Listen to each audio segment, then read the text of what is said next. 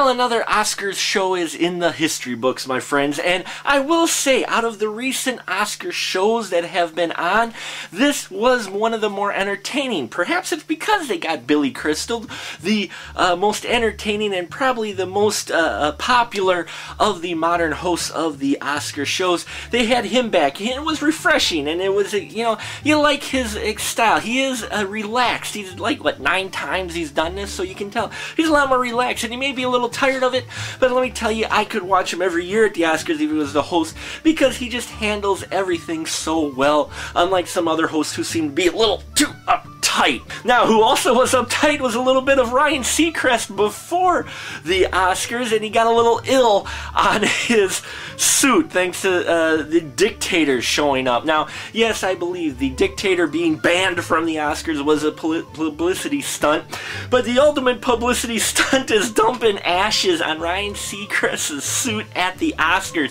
Sacha Baron Cohen, he's got some serious cojones, okay? Ryan Seacrest looked like he either was going to punch him or go home and cry in his American Idol pie. Now, some highlights in the Oscars. I did like the Bridesmaids, the Scorsese reference. That part was rather humorous. The skit, you know, with Robert Downey Jr. was okay. That one was alright. I didn't mind that one too much, but overall, it was a decent Oscars. I think Christopher Plummer gave probably one of the better acceptance speeches, along with Octavia Spencer. You could tell she was genuine up there on stage, and it was great that she won the Oscar, because that was one of my picks.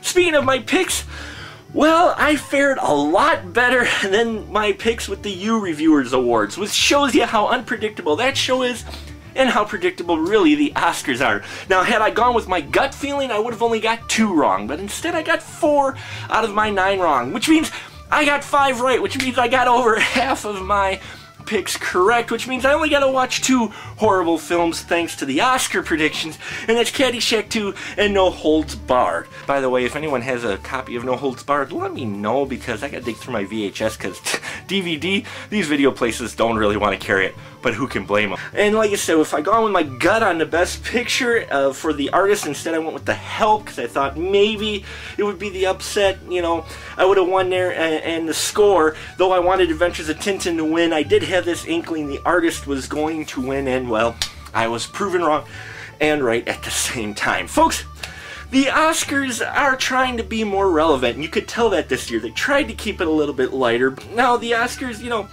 it is still a prestigious award, at least in Hollywood, and, you know, it does up your pay grade a bit once you get the Golden Statue, or if you even get nominated. So props to everybody who got nominated and who won, okay? I don't want to take away from that.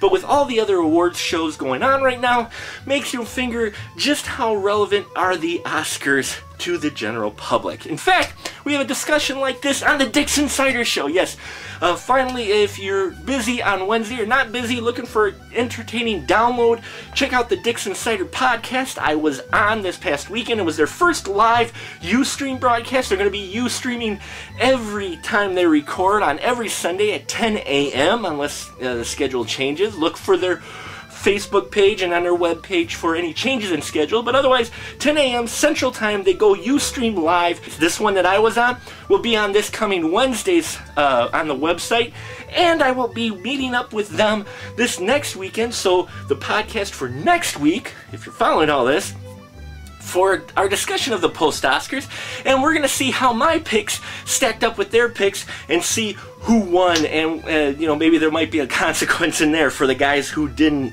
win, you know, pick the most winners. So we're going to custom discuss the post-Oscar show. You want to check that out. You streamed live 10 a.m. Central on Sunday, and then next week, Wednesday, will be the posting of that podcast as well. Great group of guys. They keep having me back. And thank you for keep coming back to my show. I appreciate all the views you got. Thanks for watching. And as always, till next time, folks, keep that ticket stub.